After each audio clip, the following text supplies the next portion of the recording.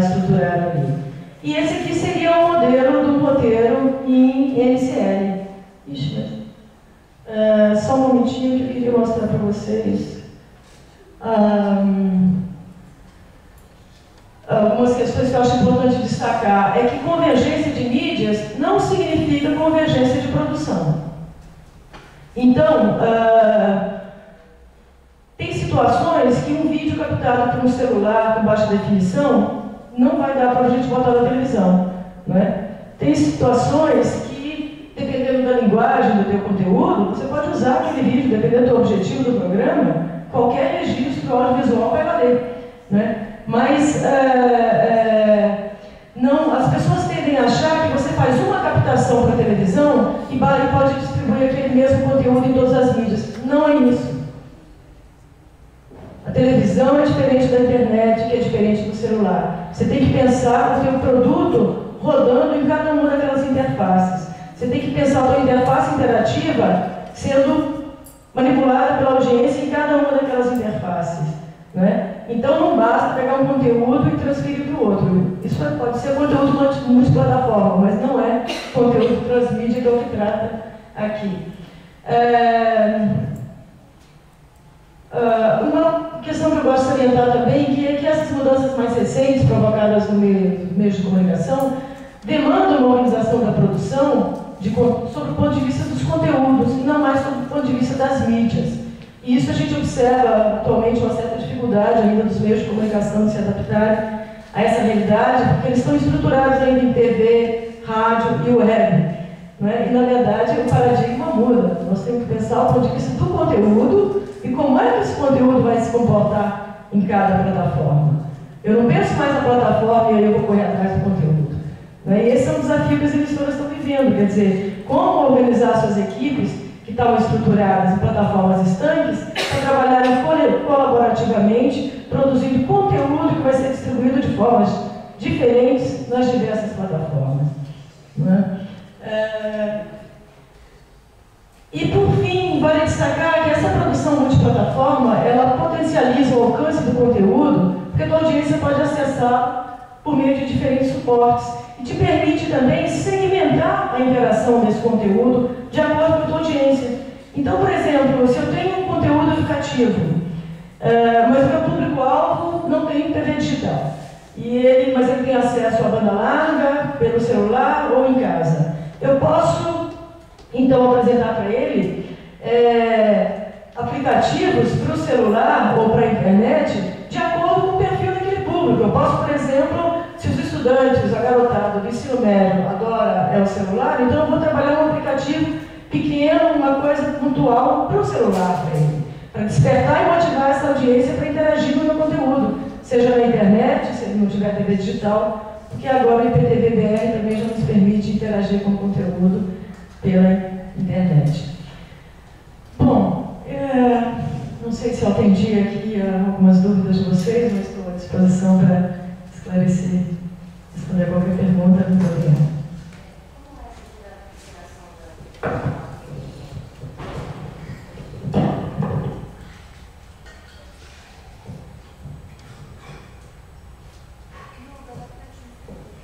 Como é essa interação da TV digital pela internet? Acho que isso o professor Luiz Fernando poderia responder melhor que eu. O que acontece? Você já pode baixar o Ginga, colocá-lo no seu computador. E com isso você tem acesso de forma interativa aos conteúdos interativos, por exemplo, que estão postados no Clube MCL.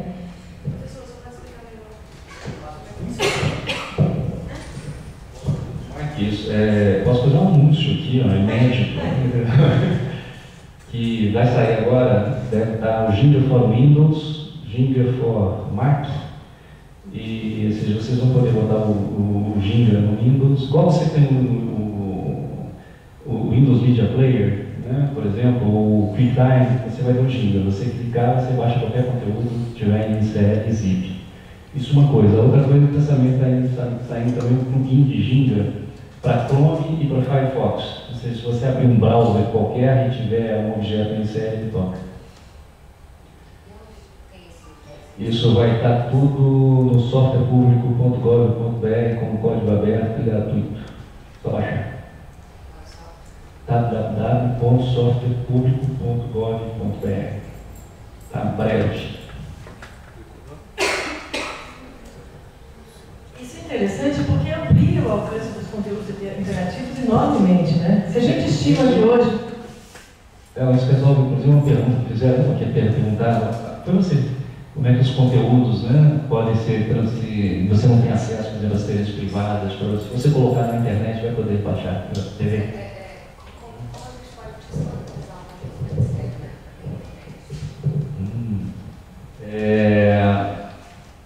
Bom, existe uma forma que é o Clube NCL, tá? O Clube NCL, basta você fazer o conteúdo, o seu conteúdo tem que ter licença Creative Commons, tá? Tem que ser, tudo que a gente faz na PUC tem que ser livre e gratuito, tá? Então você tem que entrar lá com licença Creative Commons, então você pode botar no Clube NCL, isso é uma forma, tá?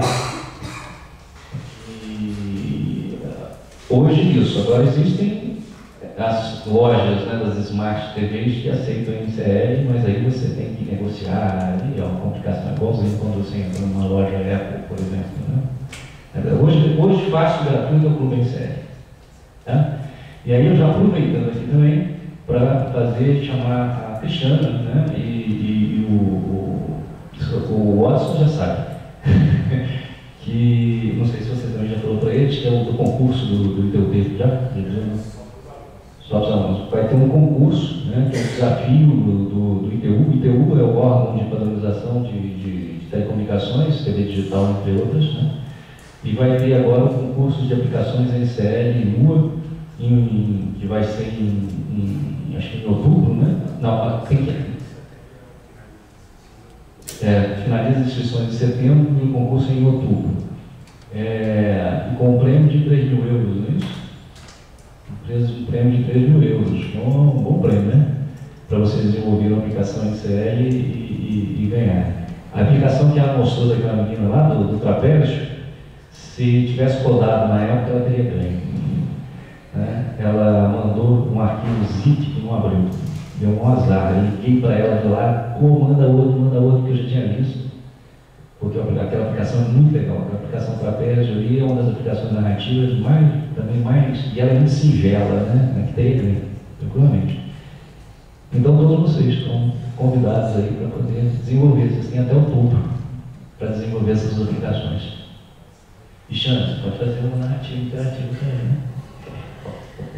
Produzir a questão. Ano passado, a que ganhou que é até uma vergonha, né? Nenhuma emissora brasileira ganhou, né? A da NHK entrou arrebentando. A NHK é a maior radiodifusora japonesa, né? Emissora pública japonesa. Emissora pública japonesa, e ela fez uma aplicação lindíssima, né? E as aplicações brasileiras são sempre muito ruins, né? Então está na hora da gente tentar mandar algumas coisas boas também para lá. Vou até aproveitar, já que o professor Luiz Fernando falou que você poderia fazer. Aqui tem alguns alunos da oficina que a gente está dando, né? Aqui alguns deles. E a gente tinha feito inicialmente uma proposta para eles desenvolverem ao final da oficina, desenvolver um protótipo de algum aplicativo interativo para a gente participar desse concurso, né? E aí você então sinta-se convidada para estar também oferecendo a nossa narrativa. Tive a maior prazer em participar, porque a gente, como produtora, a gente quer incentivar e quer participar, e eu confesso que as dificuldades de produção são muito grandes. Então, esse trabalho só acontece de forma colaborativa mesmo. O que eu puder ajudar vocês, não só a desenvolver o conteúdo, mas a estruturar essa interação e pensar esse conteúdo, vamos. Pois é, então aí a gente já conseguiu uma pessoa entendida do assunto, né, para isso, que eu acho que é maravilha. Porque acho que, como desenvolvedor, eu não consigo muito romper essa barreira da comunicação, né? Então, para mim, fica muito mais difícil. Mas, uma característica do trabalho com a TV digital é que essas equipes, elas são transdisciplinares mesmo, gente. Não dá sozinho para a gente fazer. Não basta você ser entender pra caramba de audiovisual. Tem a questão da programação que precisa ser feita, tem a questão do design.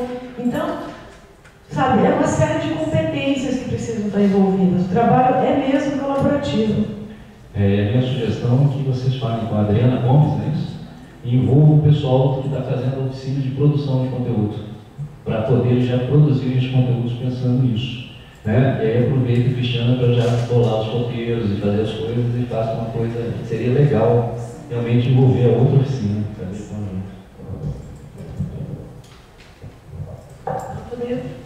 Mais alguma pergunta? Você vai me dar uma palestra e sai cheio de compromisso, né? Alguém tem alguma pergunta?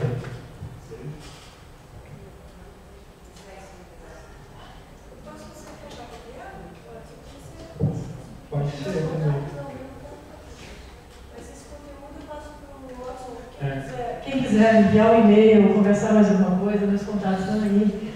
E vai ser um prazer continuar vivendo esses desafios com vocês. Vamos ver se a gente alinha essa continuidade com a oficina. Mas alguém mais tem alguma pergunta? Produção, sobre produção, custo de produção, estrutura de equipe. Então, tá.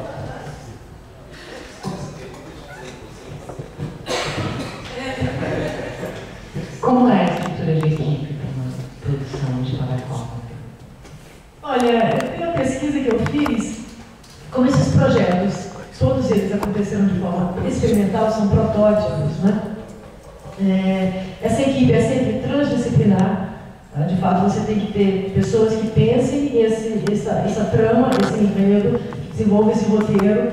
Você tem que ter uma pessoa ligada à programação, que junto com esse roteirista esteja pensando desde o início que tipo de aplicações interativas poderiam ser desenvolvidas, né? Tanto para o roteirista não viajar demais, né? E uma questão que a gente tem que considerar quando a gente pensa esse conteúdo interativo é que infraestrutura que você vai ter ali naquela emissora, ou, sabe? Absolutamente, de jeito nenhum.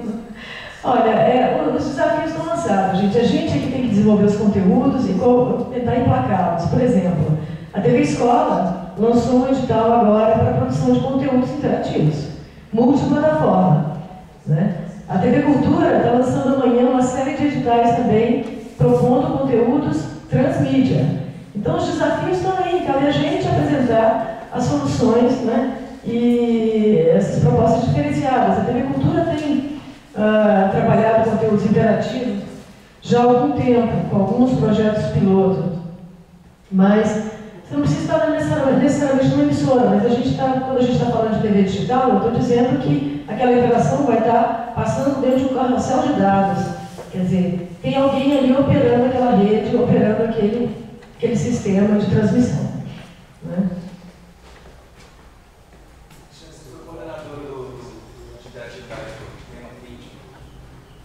Eu fui no início do programa, eu que implantei toda a proposta de interatividade do programa, quando ele ainda era diário. Houve alguma coisa de interatividade de fato? Na verdade, para mim foi uma experiência muito interessante, porque a gente procurou colocar uma linguagem propondo a interação na TV, abrindo essa interação na internet, numa página da internet e nas mídias sociais. Eu fiquei no programa 2 meses só. Mas o projeto é maravilhoso, mas de qualquer forma, o que acontece? Uma das propostas que a gente tinha era que o público enviasse um vídeo sobre uma pergunta do dia, respondendo a uma questão, uma problemática que a gente lançava no início da manhã, e convidávamos o público pelas redes sociais, pela própria emissora e pelo site a enviar um vídeo com a resposta dele. Esse vídeo chegava por Skype, por exemplo. Eu te confesso que nos 2 meses que eu fiquei lá, eu recebi 3 vídeos. E isso a gente massificando, assim, o trabalho no Twitter, sobretudo, foi muito puxado para a gente tentar ter alguma resposta. Mas o que acontece? A gente está educando também a audiência, não é? E os temas que a gente tratava, por exemplo, um dos vídeos foi o presidente na época da invasão da OCP, aconteceu alguma coisa mal assim. Eu sei que uma das participações foi de um líder da associação lá. E o sujeito tinha banda larga ali na associação, tinha celular 3G, e ele não conseguia mandar um vídeo dele. Então, tem uma série de questões que a gente tem que considerar, entendeu? Você tem que... O que eu busquei nesse momento lá? Dependia muito do conteúdo do programa. Então, por exemplo, se o programa tratava sobre a questão da segurança pública no Rio, então eu começava logo cedo a ativar as redes sociais ligadas àquele tema. Né? Então eu me associava a todos os parceiros ali de associações de moradores, tudo que poderia começar a despertar aquele público-alvo, aquele pessoal que estava mais diretamente ligado ao programa, né? ao tema tratado. E com o programa no ar, a gente o tempo inteiro também propunha interação, as pessoas faltavam, né? Mas a interação na TV se dá de forma reativa ainda, né? Na verdade, o que eu vejo as emissoras fazendo é incorporando as mídias sociais na sua interação com a audiência, não nas suas narrativas. Tá? A gente não está nesse estágio. Mas o desafio é nosso, gente. É aquela história. Se você não forma a audiência, como é que a audiência vai saber o que ela vai poder demandar? Então é um trabalho de mão dupla. A gente tem que propor, a gente tem que ousar, a gente tem que fazer e temos que ouvir essa audiência, ver o que ela está querendo, como é que ela está reagindo. Por exemplo, se você pensar um conteúdo digital sobre o Bolsa Família para a classe D no Brasil, como é que você trabalharia esse conteúdo? Pois é, se ele é analfabeto, se ele tem celular, mas é pré-pago, se no máximo vai ter uma TV em casa, mas não tem acesso à internet, é no single house. Sabe qual interface interativa você vai trabalhar com essa audiência? Por aqui, por ali, o cara não vai entender. O touchscreen pode ser essas interfaces multimodais, né? Ou a própria narrativa. Trabalhar linguagens que o teu público conheça. Propor, instigar dentro do universo dele, sabe? Ô, dona Maria, não é hora que você tem que tomar um remédio? Pô, olha aí seu celular, já deve estar... Acho que a sua mensagem já chegou, confere aí. Né?